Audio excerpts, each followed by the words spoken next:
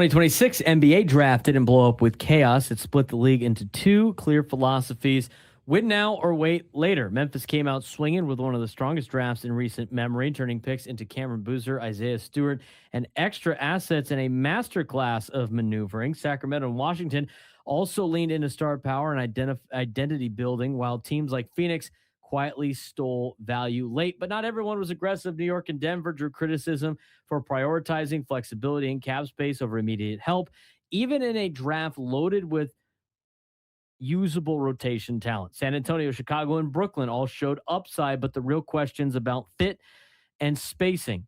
The takeaway: this wasn't a flashy draft, it was a philosophical one. Teams didn't just pick players, they picked timelines. Headliners of the draft: the biggest winner by consensus was the Memphis Grizzlies, who turned a complex web of trades into a massive talent haul, landing Cameron Boozer at number 3, flipping down the board for extra assets, and ultimately adding Isaiah Stewart, plus depth picks that gave Memphis both upside and roster toughness. It's kind of multi-layered draft night that reflects strong front office clarity. But not only that, they also parted ways with Ja Morant. They have now traded him to Portland. So a new era in Memphis after the draft. Yeah, and that happened right after the show, or right as the show was ending.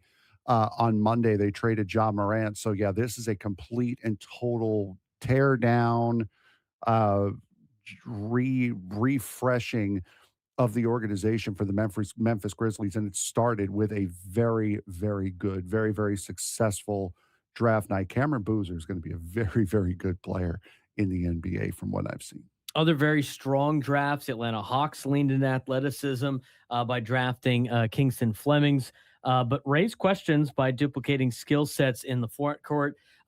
Still, their willingness to stay disciplined in a volatile draft earned some praise. Oklahoma City continued their asset-heavy philosophy, landing Adai Mara and Bennett Sturts, while managing flexibility around the crowded center rotation.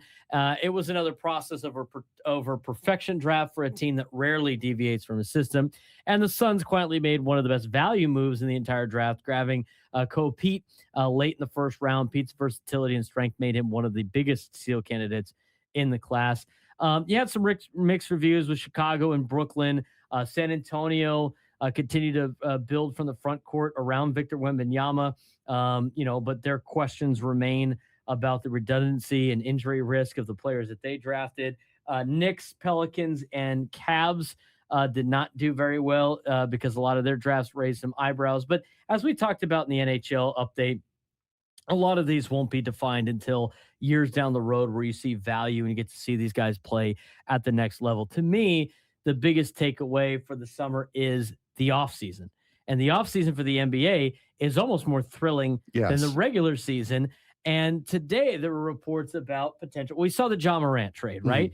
But today there were reports about, LeBron James, and potentially with Draymond Green not opting into his contract with Golden State, the Warriors are interested in bringing in LeBron and potentially trading for Anthony Davis. I mean, what a couple of crazy moves that would be if Golden State pulled that off. Whether or not it would work, it would definitely be crazy enough to talk about over the offseason. Yeah, they're also talking about Kawhi Leonard possibly going back to Toronto.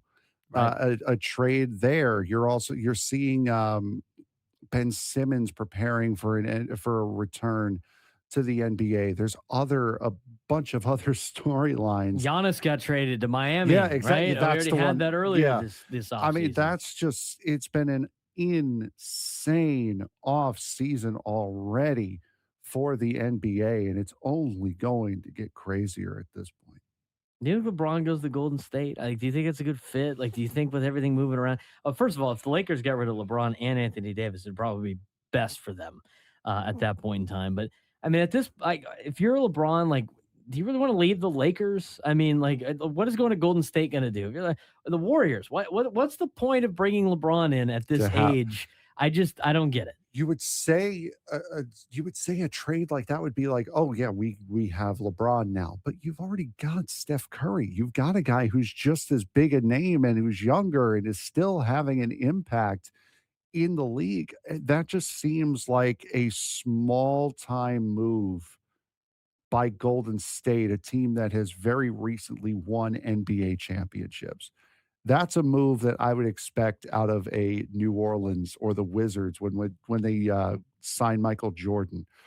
That doesn't seem like something that would benefit Golden State in any way, shape, or form.